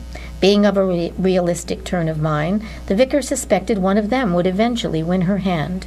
Violet's elation was short-lived as he quickly turned his attention to the second Fairchild daughter. Isabel did nothing to encourage him, but Violet felt betrayed and could not forgive her. Every time she set eyes on Isabel, a hard knot of resentment burned in her chest, which she took great pains to hide. Reverend Milton looks especially happy to see us, Althea murmured. When you accompany us, all the men are happy to see us, Isabel exclaimed. He isn't looking my way. I'm sure you're wrong, Isabel said firmly, and please don't tease in front of Violet. She has a dreadful crush on him. Are you certain? Fanny asked, surprised. You must be the only one who hasn't caught Violet's long sighs and worshipful glances, Althea remarked. If looks could kill, Isabel would already be drawn and quartered. Hush, Isabel whispered. It's a lovely morning to do God's work, is it not? Reverend Milton said enthusiastically as he fell into step beside Isabel. Indeed it is, Mrs. Fairchild agreed. Stepping back to speak with Mrs. Waters, they began chatting of upcoming events. Althea and Fanny made room for Violet, who squeezed in next to Reverend Milton. We're heading to the outlying farms, Violet announced. Our destination is the village in the outskirts, Isabel said. Then we won't be able to accompany you for long before we turn off. Violet was unable to hide her relief. Isabel wished they were alone and she could ease her friend's fears and assure her she had no reason to be jealous. She wasn't interested in Reverend Milton. Sadly, Isabel wasn't sure Violet would believe her. Instead, she said with forced cheerfulness, Excellent. The sick and poor of the village and farms will all be taken care of through the holidays. I suggest you don't waste your time with Dick Baddington and his disgraceful family, Reverend Milton said, frowning. Any money that comes their way they spend on drink, and his wife is addicted to snuff, a filthy habit. Still, you must admit they are poor and in danger of going hungry at Christmas, Althea pointed out. Indeed, Isabel agreed. Christian charity, especially at this time of year, should be extended to all in need. They aren't really Christians. They never attend church, Violet added with a sniff of derision. A mischievous Althea pinched Isabel's arm, but she ignored it. I wasn't aware attending church was a requirement for receiving charity, Isabel said, shocked by her friend's lack of empathy. Violet smiled stiffly, but shot her a look of such venom, Isabel was stunned into momentary silence. It's good of you to include them, but I hope you are going to drop by the Widow Poole's house, Reverend Milton said, unaware of any unpleasantness. She and her daughter are industrious and always grateful. They are far more worthy of your generosity. They're on our list, Isabel said shortly. As are Edna and Tom Perkins, Fanny chimed in. Tom's a hard worker, the vicar agreed. Unfortunately, I hear his prognosis is poor. The doctor says his leg has never healed properly since he fell from the hayloft last summer. Isabel agreed, still reeling at the change in Violet and her friend's animosity toward her. I hope the poor fellow doesn't contract gangrene, Reverend Milton said, frowning. The loss of a leg would be devastating to the family. If he turns to God, I'm sure his prayers will be answered, Violet said meekly. Very true, Reverend Milton approved. Incredulous, Isabel bit back a retort as Althea rolled her eyes. Although Violet glowed under the vicar's approval, she suspected Isabel and Althea saw through her and were laughing at her. She was relieved when they came to a fork in the road and they could finally part company. I look forward to seeing all of you at the Christmas service, Reverend Milton called out, but his eyes sought out Isabel, which did not go unnoticed by Violet. Violet has altered considerably since we last met, Isabel said sadly, as they continued on down the lane. The poor girl's besotted with our handsome vicar, but it will take a miracle for him to return her affection, Althea agreed. That isn't a very kind thing to say, Mrs. Fairchild reproved. You needn't pretend you hadn't noticed. He set his cap for our Isabel. You must be mistaken, Isabel objected. And even if you're right, I'm not interested in a man so judgmental and uncharitable. Violet can have him, and I feel sorry for her. I wouldn't be so quick to throw away a perfectly good suitor, and certainly not one as good-looking as Reverend Milton, for having a few flaws, Althea protested. If he wants to court you, Isabel, your sister has a point, Mrs. Fairchild agreed. Reverend Milton is respected in the community. Althea didn't encourage him when he looked her way. She has other suitors, Mrs. Fairchild reminded her. Isabel sniffed. As for love, I must say I am surprised even one-sided love hasn't had a more positive effect on Violet. Her affection for the vicar only seems to have made her angry, jealous, and far less likable. It's hard to be in love with someone who doesn't return your affection, Fanny said with a sigh. Isabel squeezed her hand. You would always remain generous and kind, because that is who you are, she said, as she made a right and came in sight of the Perkins thatched two-room cottage. All right. What is Reverend Milton's real motives? And no, I'll make it into something it isn't. But if you really want to know more, buy the book. Haverhill author, our own. Hey, we're going to adopt you. You're no longer New York's Roxanne Dent. Okay. You're Haverhill's Roxanne Dent. That's right. The 12 Days of Christmas, available at Amazon.com. If you're willing to trek up to Nashua on Friday? Thursday? Thursday. She'll be at the Nashua Public Library, and you'll be able to do that. And also, we're going to see if we can't, if there's some interest from listeners, and I do ask listeners to let us know either by calling tonight, 978-374-1900, or emailing me, tcoco@whav.net. We'll see if we can get up some interest, and maybe we'll have a special book signing. That would be great. Night. Now, this book, I can't imagine why you'd buy it after the holidays, but this book, in its current form, is available only until the end of the year. Is that correct? Yes, and then what's going to happen is the company is folding. Okay, the publisher. There's been illness, and they aren't able to keep up, so they've been around for a long time, but the company's going. So I'm going to be in the market to get a new publisher. Okay. Or put it up myself. Well, in this day and age, I guess it's easier to do self-publishing than it's ever been. Right? Well, yes, ever been. Yes, you're right there. That's right. Now, just before we wrap up, though, and I wish we had more time, but we can try to do this. I wonder if I could show you a couple of other Well, exactly covers. what I wanted to do here, because I'm looking at this. It's just amazing to hear a wonderful story like the 12 Days of Christmas and do a juxtaposition with bugs, tails that slither, creep, and crawl. See, that Reverend Milton, I don't know. But anyway. Yes, he's a bug. All right, so let's look at some of your other books. This is my other Regency. Now, you want to zoom in on some of these, okay? Another Regency. It's called The American Heiress. I know, it's beautiful. The American Heiress. And this is also available on Amazon.com. Yes. And it's the same era. Yes, the same era. And I also would like to, this is the book that I'm presently just had written. And that's your 9th novel. Yes. How do you say? The Janus Demon? The Janus Demon. Janus yes, Demon. Which, as you know, is a two-headed demon. It's an urban paranormal fantasy. It's a paranormal fantasy. And of course, Bugs. And that it looks like a pretty hefty book. And they have a lot of authors in here, including Scott Goudswood. Another Haverhillite, Scott Goudswood. Yeah. So this is a collection. Yes, a collection of short stories. Okay. Put out by Great Old Ones Publishing. All right, now just my sister has one in there. Oh, okay. And this is her book. Did you want to make a cameo appearance? This is an anthology that my sister has her story in.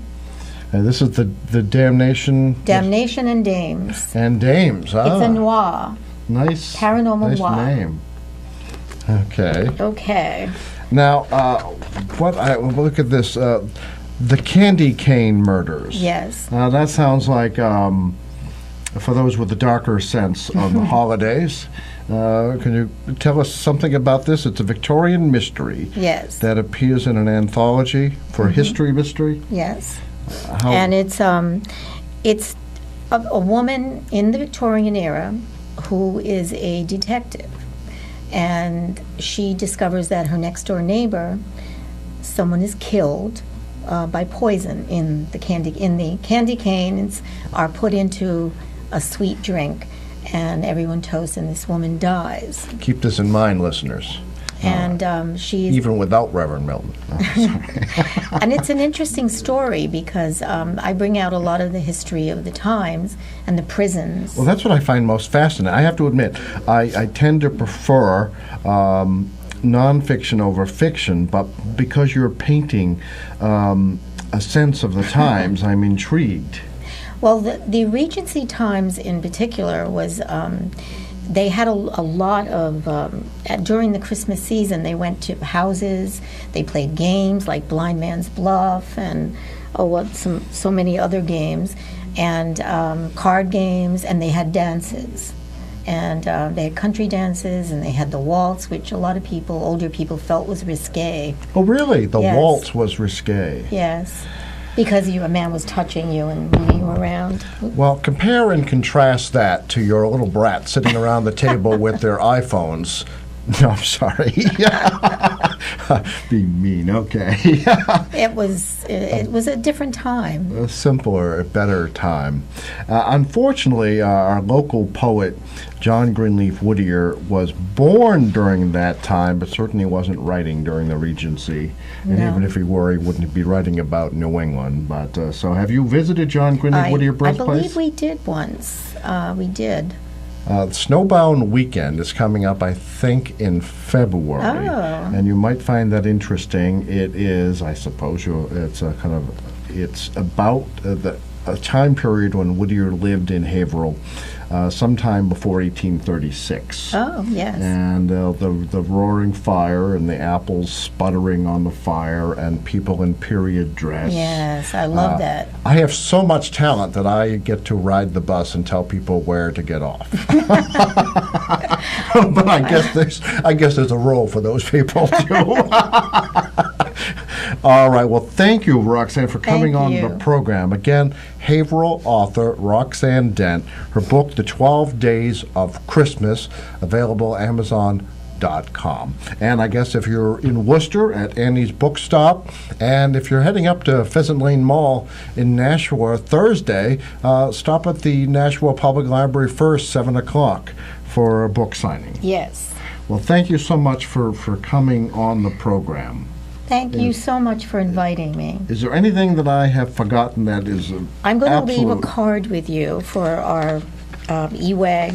Okay, so those of you, anyone we're going to calls. have this here, EssexWriters.com. It's a support group for creative people meeting Yes. weekly since 1992.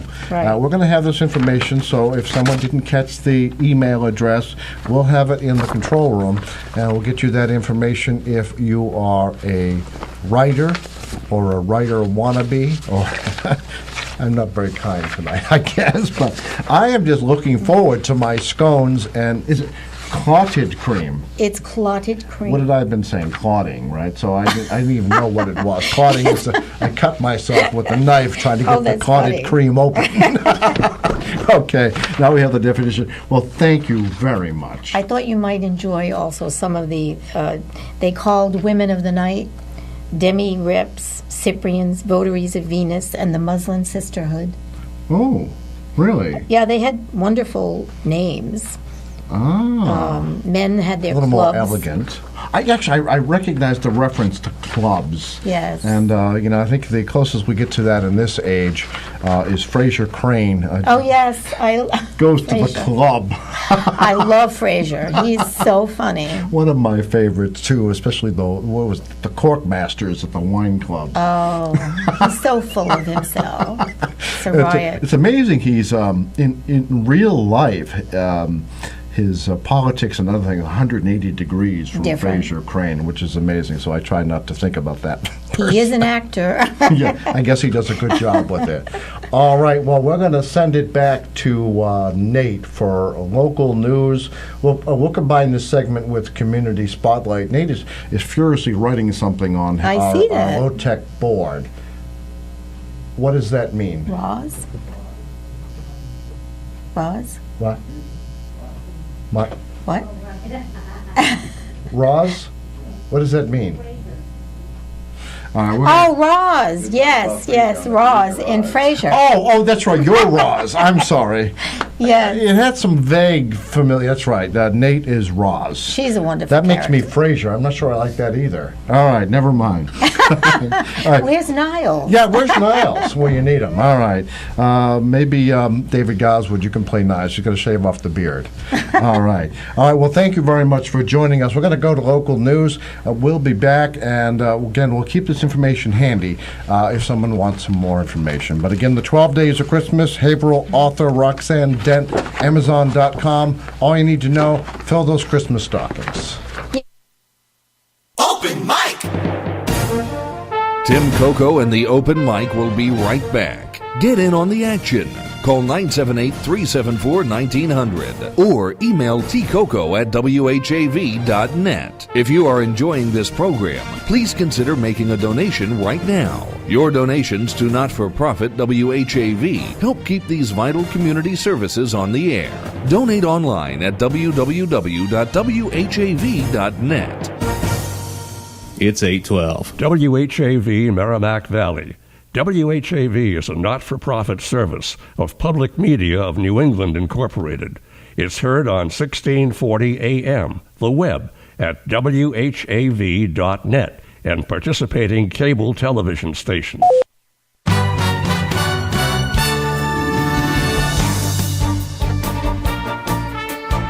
Here's what's happening in local news. Revised plans for a proposed 90-unit congregate care housing complex off North Avenue will go to a public hearing Tuesday night before the Haverhill City Council. The Haverhill Conservation Commission has now lifted its objections to a special permit application from developer Continental Wingate Development Company over concerns for wetland protections, stormwater management, and a butter landscape screening. In a November 14 letter, City Environmental Health Technician Robert E. Moore Jr. said the Commission held a productive meeting with company representatives, quote, outlining plan revisions that have been made and additional measures that will be taken to address the Commission's concerns. The Commission noted the applicant is actively working to address those concerns and trusts it will continue to do so through the anticipated Notice of Intent review process with the Commission, end quote. The Haverhill City Council meets at 7 p.m. Tuesday in Council Chambers at Haverhill City Hall. For more in-depth coverage, visit WHAV.net. A Haverhill man is due to be arraigned in Haverhill District Court on charges in connection with an investigation of an alleged assault and for allegedly trying to elude police custody. Haverhill Police report 25-year-old Brian Sweeney of Haverhill was arrested shortly after 10 a.m. Sunday at 30 Primrose Street. He was taken into custody on a warrant for assault and battery, as well as on charges of giving a false name to police and disguise to obstruct justice. A Haverhill man was arrested Saturday in connection with an alleged disturbance on High Street. Haverhill Police report 36-year-old Lawrence Green of Haverhill was taken into custody shortly before noon Saturday on a charge of threats to commit a crime. He is due to be arraigned in Haverhill District Court. In local high school sports, no team matches are scheduled for the Haverhill Hillies until Saturday when their winter sports schedule kicks off with boys varsity wrestling scrimmage at Greater Lawrence Technical High School and boys varsity ice hockey scrimmage versus Pentucket Regional High. For full schedule details, visit WHAV.net. Remember, WHAV is the only Haverhill-based news source and it's always free. In the Edwin V. Johnson newsroom, this is Dana Esmel. From Feature Story News in Washington, I'm Kevin McAleese. President Obama has proposed $75 million to fund up to 50,000 body cameras for local police officers. It's part of a $263 million three-year initiative that will also provide more local police training. It comes after a day of meetings to discuss the issues raised by the police shooting in Ferguson, Missouri. Kate Fisher reports from Washington. President Obama called for today's meetings in the wake of last week's grand jury decision not to indict Ferguson police officer Darren Wilson in the shooting of teenager Michael Brown. The president discussed the federal programs that send surplus military equipment to the police, a practice which has been criticised as being the militarisation of local police forces. He also met with what the White House called young civil rights leaders to discuss the mistrust between law enforcement and communities of colour. Obama will also announce an executive order creating a task force on 21st century policing. Kate Fisher, Washington. It appears the United Nations has missed its own target to contain Ebola in West Africa. It has struggled to meet the December 1st deadline following a surge in new infections in Sierra Leone. Nick Harper reports from the UN headquarters in New York. 70% was the magic number set by the United Nations, that by December the 1st it was aiming to have 70% of infected patients receiving treatment, and it would have completed 70% of all burials. But the UN is struggling to turn the tide in Sierra Leone, where new infections have increased dramatically at the rate of around 400 new cases a week. And the UN says it really comes down to a lack of funds. They don't have enough money to pay health workers, to create hospital beds, and in some cases pay for fuel for the vehicles to visit remoter communities. Nick Harper, New York. The Russian ruble currency has suffered its biggest fall in a single day since the country's financial collapse in 1998. Oil prices continue to fall, costing the Russian economy billions and raising fears of a panic among the population. Our correspondent in the Russian capital, Jake Rashbath, reports.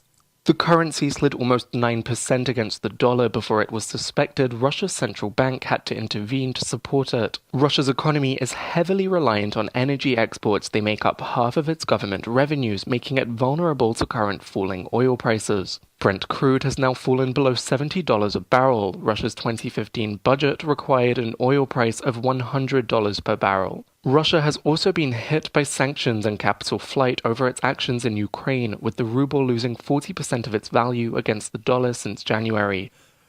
From bureaus worldwide, this is FSN. Wave weather. I'm WHAV meteorologist Gary Best with WAVE weather. Some occasional cloudiness for the Merrimack Valley through the night. Low temperature 25 to 30. Partly sunny early Tuesday, then increasing clouds and 30 to 35 degrees. Coating to an inch of snow and sleet tomorrow evening. Going to rain overnight, though, with rising temperatures. And it's rain showers on Wednesday. High temperatures up near 50 degrees, turning cooler later in the week. I'm Gary Best. Your next WAVE weather is coming up in 30 minutes. Phil Christie here. Last year, WHAV helped local nonprofits by airing 8,780 community spotlight messages. Only local radio can bring you this level of public service, but only WHAV does.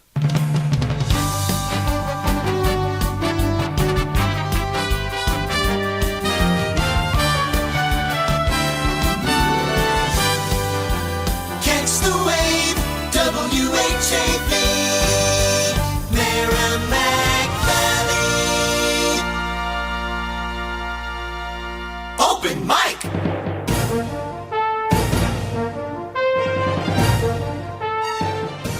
From the Edwin B. Johnson Newsroom, WHAV presents the Open Mic Show with Tim Coco. Make your voice heard. Call 978-374-1900. That's 978-374-1900. Or email tcoco@whav.net.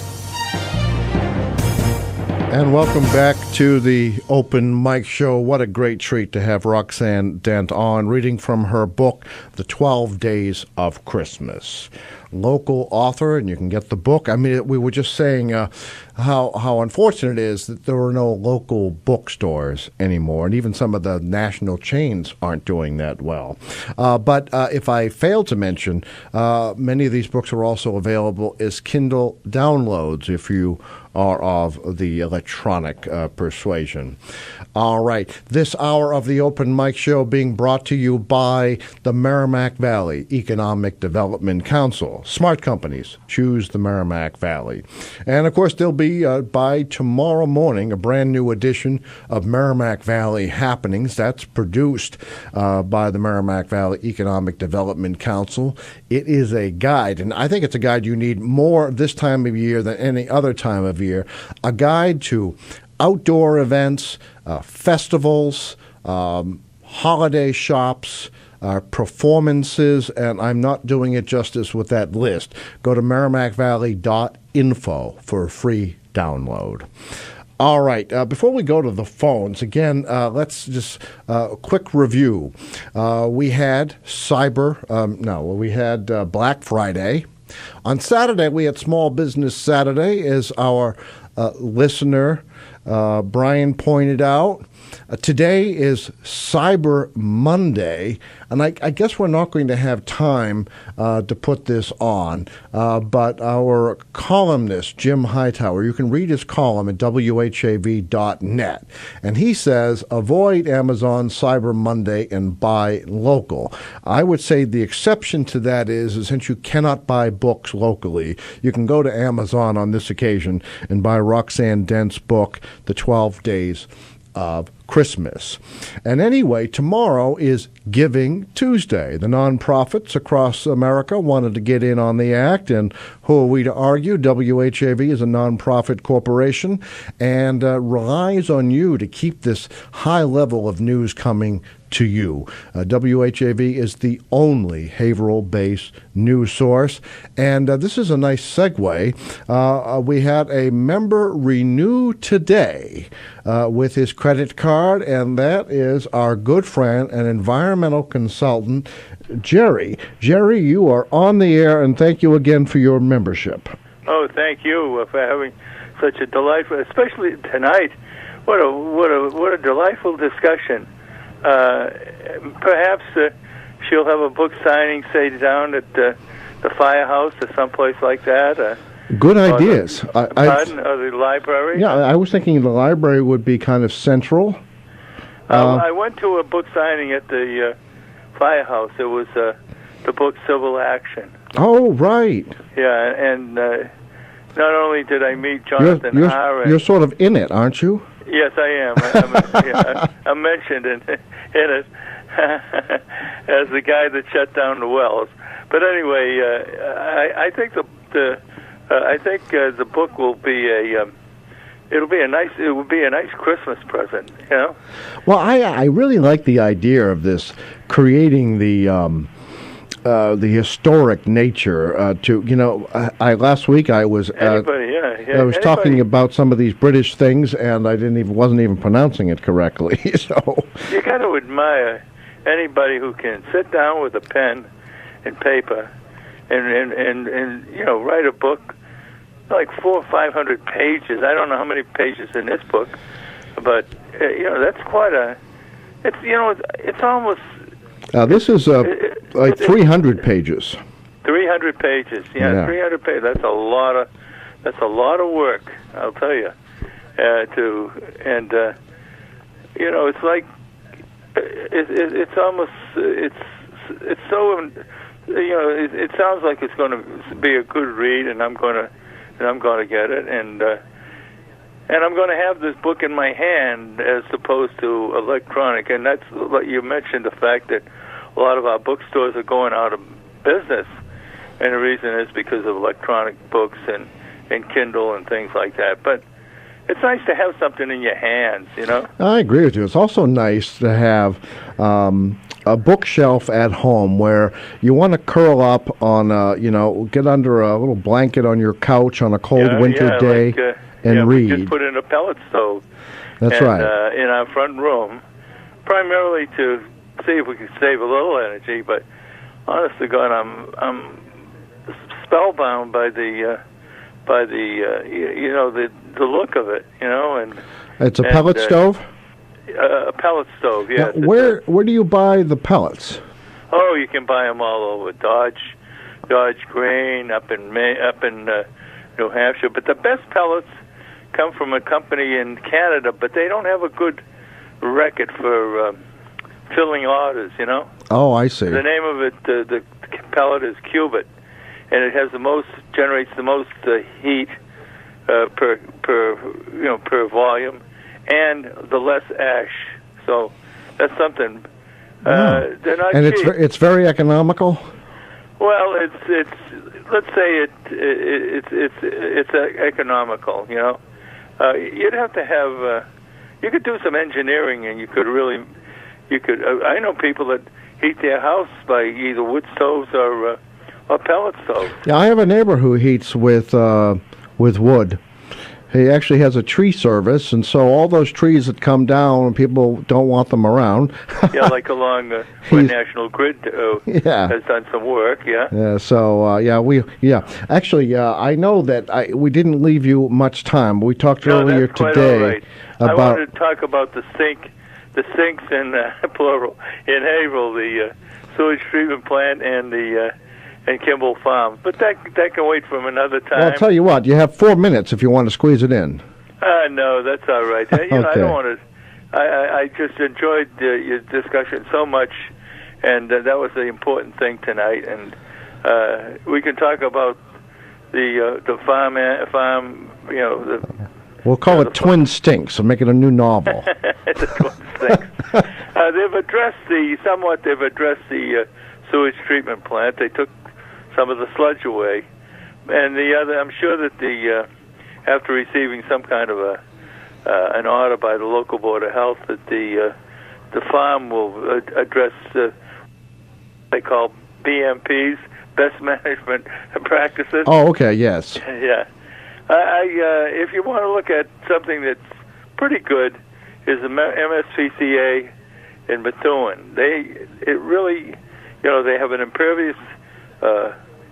They have an impervious place, and they regularly address the manure problem. This is at Nevins Farm. Need to cover over it, you know. Yeah, I'm a big fan of those people. This is what MSPCA right there, 28 and 213. Yeah, it's really grown too. The other last thing I wanted to tell you that I wanted to get enrolled in the birthday. It's my wife's birthday, January the 5th. Okay, Nate, did you take that down? All right. What's your wife's name? Mary Lou. Mary Lou, of course. I've met Mary Lou. January 5th. January 5th, yeah. Happy birthday. Okay, Happy birthday. Mary Lou's name is being added to the hat as we speak. Hey, one of the answers to your question, a wild guess. Did Jack Bevilacqua ever play Santa Claus? No, this would be a little bit before his time. This is the Kimball Tavern question. You know, I'll tell you what. Thank you for the reminder. So before the Santa Parade started in Haverhill 50 years ago, there was another activity, and that was a Christmas party. It took place first at this place, fill in the blank. When it became too large, it moved to this other place. And the quick question is, who played Santa Claus? And we had a big hint about 2 weeks ago on that answer, maybe 3 weeks ago. Uh-huh. But I know it's... I hope somebody knows it, by before Christmas.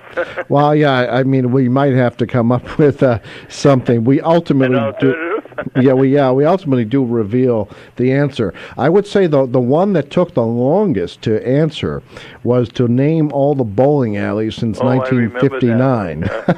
Yeah, I remember that. I thought we were going to have to give up on that, but someone did get that. Must have taken an awful lot of research. Right. So, well, and I suppose that's appropriate for an antique shop. So, our friends at Kimball Tavern Antiques. Well, thank you very much, and it was a delightful discussion, and I hope all the best with her book, and I plan on getting one, and maybe I will get it signed at the book showing. Okay, what we'll do is we'll make a note of that. We're going to collect as many listeners who have this request, and I'm sure Haverhill Public Library would accommodate her. What a talent! What a talent! What a talent! I was just so impressed, and when I found out she also wrote horror and other things, wow. Yeah, all right. All right, well, Have a thank good you. night, Tim. All right, great. Thank you very much, Jerry. Bye-bye. Take care. Bye. All right, that will do it for the Open Mic Show. Next week, same time, same channel, WHAV. We'll be back with more of the Open Mic Show. I don't think I have a guest list as yet, but as the holiday approaches, we'll certainly have more interesting things to talk about. Have a great evening. Open mic.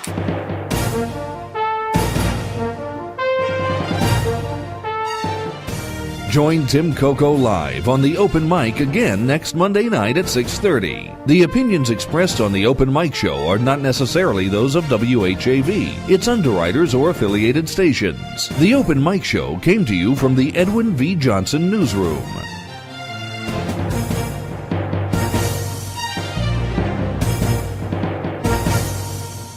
It's 8:31. This is Phil Christie. Listen to The Wave with fewer interruptions, no pop-ups, and a choice of players by tuning directly from www.whav.net. Catch the wave. This is Tom Hartman inviting you to tune into the Tom Hartman program on WHAV every weekday beginning at noon. I'm here 3 hours a day, 5 days a week, taking your calls live and providing all the news you need to know. The Tom Hartman program is